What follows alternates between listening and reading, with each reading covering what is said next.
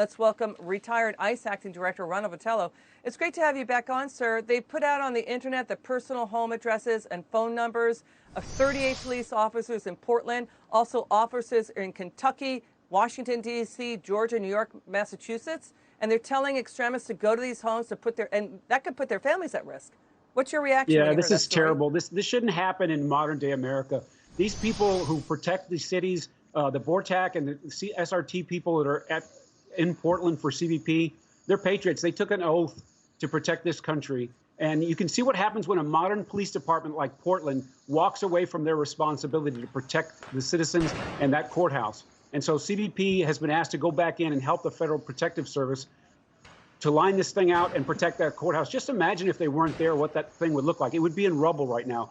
And families of law enforcement officers already make enough sacrifice for the dangers that their spouses engage in at work. And now they're making their lives difficult by putting information about their homes and their children on the internet. It just should not be. Okay, let's watch Mark Morgan. He's the acting commissioner of Customs and Border Protection. He was with us last night. Let's take a listen. I've authorized them to remove their names because the same criminals are trying to injure them. They're actually doxing them and their family and trying to get people to go to their homes. That's disgusting. While these agents are deployed in Portland, doing what they're asked to do, that I've sent them there to do, their families back home, they're not with them. They're actually being doxed and encouraging people to go to their homes. That's outrageous. We should all be united that that is wrong. Okay, so the officers' names are covered up for a reason, because they're getting exposed on the internet. Their families are put at risk. I mean, Democrats are complaining, hey, there's no identifying marks for them. They're just showing their badge numbers. But this is about protecting them, right?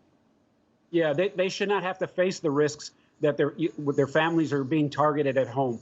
So covering up their identity, letting each other know who it is, but not letting the public see it in this time. It just proves to the narrative that this isn't a peaceful protest. These people want to destroy things, and they're making a good effort. If CBP wasn't there, it would be much worse than it is. You know, it's unfortunate that politics has gotten into this, but the Democrats are now being accused of silence over and the lack of outrage over that, and the hundreds of rioters who targeted the home of Chicago Mayor Lori Lightfoot last night, saying, you know, resign, cops should be defunded. The mayor of Oakland, California, her home was targeted with vandalism and graffiti. And now the DOJ Inspector General is launching an investigation into federal agents and the use of force in Portland.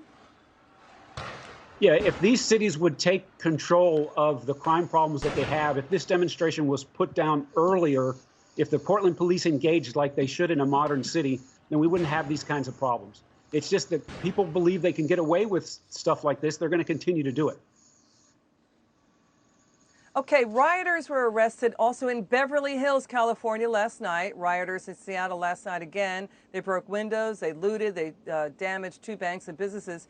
Your take on how that violence came after a federal judge ruled that he will stop police from using tear gas to stop mob violence. It came just after days after a dozen cops were injured in Seattle with mortar-style fireworks tossed at them at close range. Let's show the images of a man smashing an ATM and show the image, gang. I'm talking to my gang in the booth of the.